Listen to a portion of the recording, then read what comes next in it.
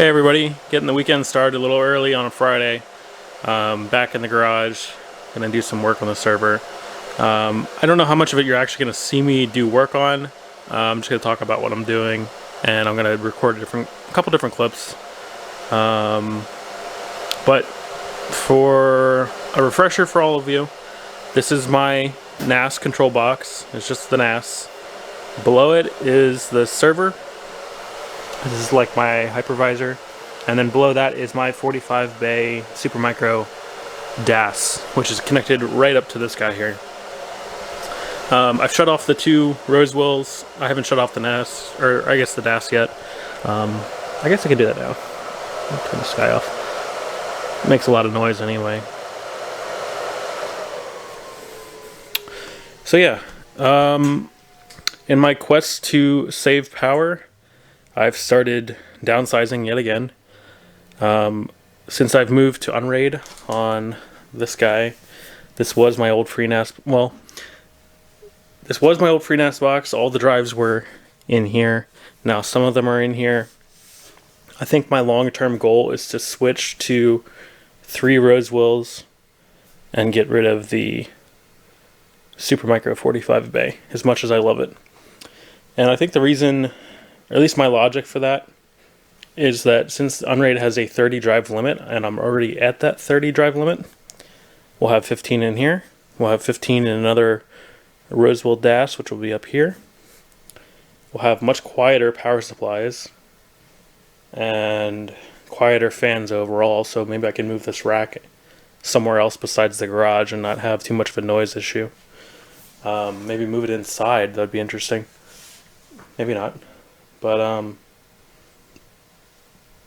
excuse me. Yeah, so hopefully I'll have 3 of these at some point.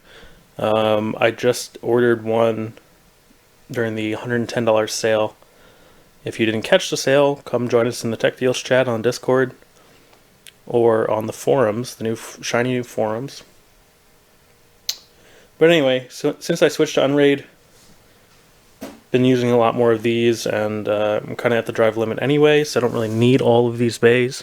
There's 24 on the front and 21 on the back. But yeah. So anyway, in my quest to save power, I've taken the 2637 V1s that were in the FreeNAS box because it actually needed some power, and swapped them for 2630L V2s. And I've cut down all the cores and turned hyperthreading off, so it's down to 3 cores each with no hyperthreading in this box. And the cooling solution, trying to do this one-handed. The cooling solution, which has always been overkill, is still the EVGA AIOs. And now it's even more overkill because they don't even, in this warm garage, and it's not air conditioned or anything, I'm still only hitting like 32 Celsius under load. It's pretty nuts. So yeah, they're working pretty good. And I've taken a bunch of the RAM out. I had 192 gig in here before, and it was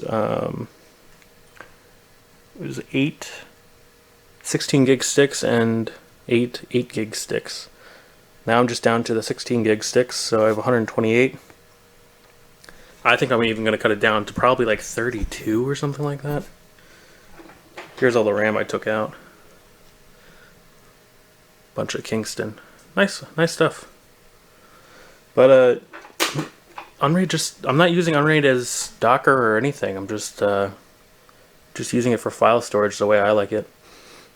I know Manbear likes it that way too, but I don't like anything on my NAS. It stores files, it manages the storage of files, and it does it well. And I don't like stuff getting in the way of that potentially, so I just let it do that.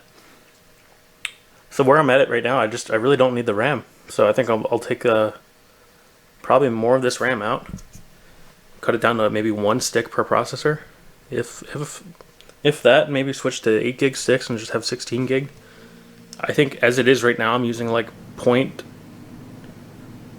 like 7% of the RAM that's in here, so it's just really not necessary.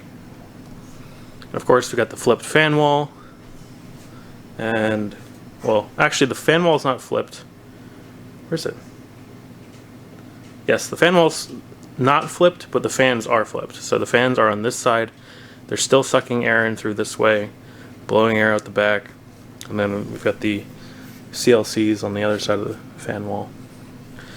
So anyway, probably going to take a bunch of RAM out of here, and this fan didn't fall or anything. This is just providing some cooling for the 10 gig E because that thing gets hot.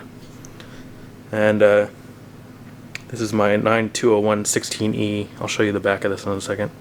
And that's connecting this server to the DAS below it.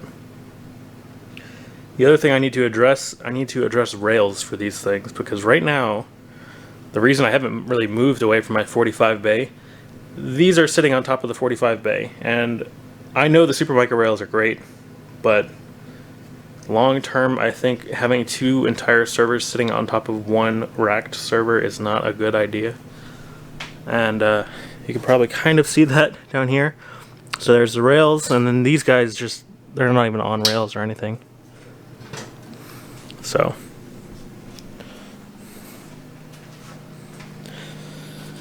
back here's our, I mean, it looks kind of messy, but it's really not that bad. I'm going to clean this up too, at least find a better way to do it. Here's the 9201 16E, and that's going through 88 cables down to the DAS back here, and none of these bays are in because it just block airflow. You can hear that little freaking Supermicro power supply fan. And yeah, so these two are just sitting on top, so I'm going to pull this one off. I'm going to unplug everything first and make sure that I know where everything goes. But right now, I think we're done, at least for this part. I'll see you after I pull this one off, and I'll tell you what I'm doing to the server underneath. Really not a whole lot, just make sure everything's... I haven't opened it up since I built it, so I'm gonna make sure everything's good and maybe clean it out a little bit. Again, replace some of the RAM and see if we can get some of the power usage down. Some of the RAM I have in it right now is DDR3L, which is 1.35 volts. And some is 1.5 volt regular DDR3. I mean, it's still ECC, but... So this RAM I got is DDR3L. So hopefully I'll switch all of this server down here to DDR3L. And that one actually uses RAM, so that should be pretty nice to have all DDR3L in there. So if you combine DDR3L and regular DDR3, it will run at 1.5 volts just for compatibility, because the regular stuff can't run at the lower voltage. So yeah, so we're gonna do that in a second, and I guess I'll see you when I'm doing that. So I'm back, and you're looking at the same server. Actually, I'm just kidding. It's the other one. The other one's down there. It looks identical because it pretty much is. Using the same power supply, same EVGA cooler, same motherboard. Still an anniversary build. This one is E5 2667 V1s, which I'm pretty much turning down to like 2630 level because I'm limiting the clock speed within Windows. I'm only limiting it to like 65-70%. So they're really not turboing or anything. They're not even really going up past like 2.4 gigahertz. So I'm going to probably swap these out with 2630L or 2630L V2s eventually. Yeah, I mean, it's just, I don't really need the power. You know, it's nice to have the cores, but clock speed wise, I'm doing okay. So I was looking at the RAM of this, and the lighting in the garage is kind of crap. It's extra crap compared to what I mean, my lighting in all my videos is already crap, but the garage is even worse. But the RAM appears to be the same Kingston stuff that I had in the other one. I guess none of it's DDR3L, but we can pull some of it out and see what's what. but I don't think any of it's DDR3L, which is kind of unfortunate. But I think I'm correct on the capacity though. The capacity should be 128 gig. Let's see, this is 1.5 volts. Kit of 3. I bought a bunch of three kits. I think these are, yeah, they're 24 gig kits of 3, so that means they're 8 gig sticks. I'll just double check all of them. Sorry, this is kind of hard to do one-handed.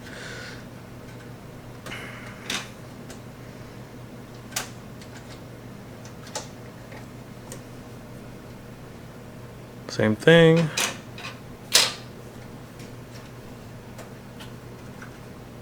So if this is 128 gig, that's okay. Yep, same thing. Because the sticks I just bought are 32 gig sticks. So, yeah. So, unfortunately, I don't have any extra DDR3L. I was hoping to upgrade and leave the DDR3L that was in here if there was any. But it looks like there is not, so. See if I can open one of these bags one-handed. Putting the camera down.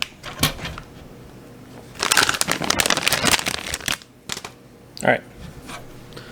So, we have Samsung 32 gig. It's 4x4 PC3L 1333. And these are 32 gig sticks.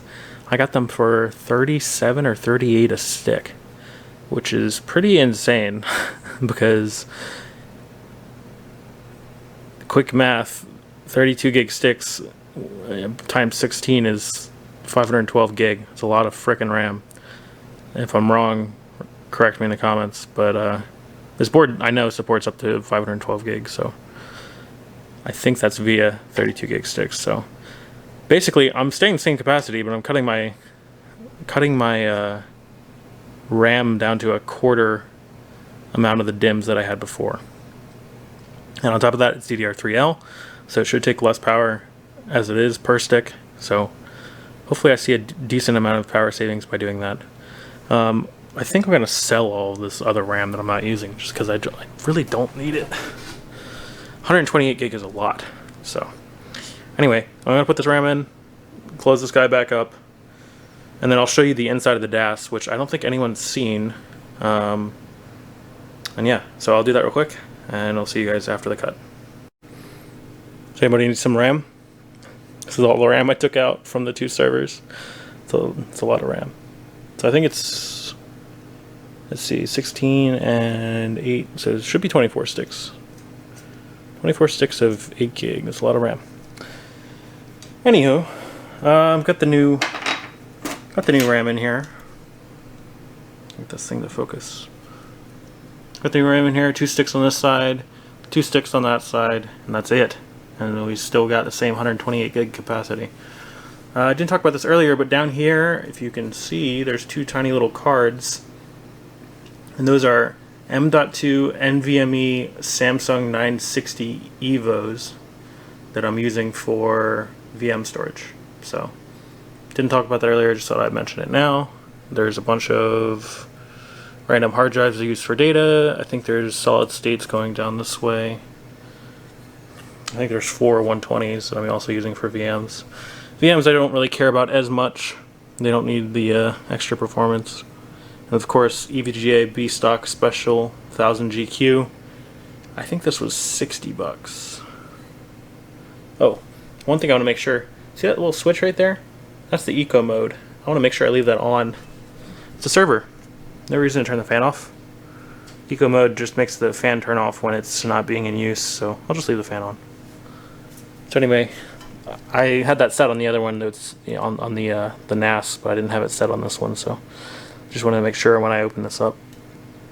It should be a little bit easier to work on these once I get the rails or shelves for them so that I can pull them out individually without having to undo the entire stack of them just to get down to whatever I need to work on, but that'll come in time. So yeah, this is it for now of this chassis. Like I said, I'm going to pull out the DAS real quick so you guys can see that.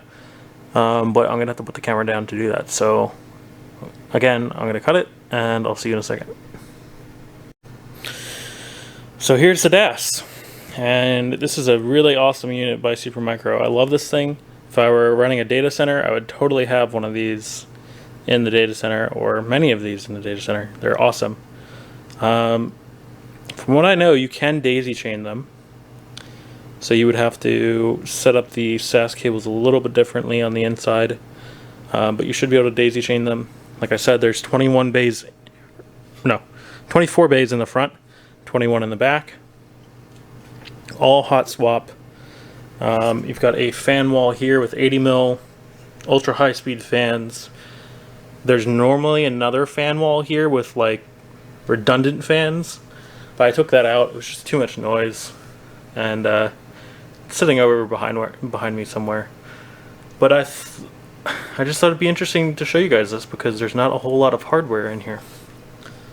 Hopefully I can zoom in a little bit. Down there is what's called the JBOD control board.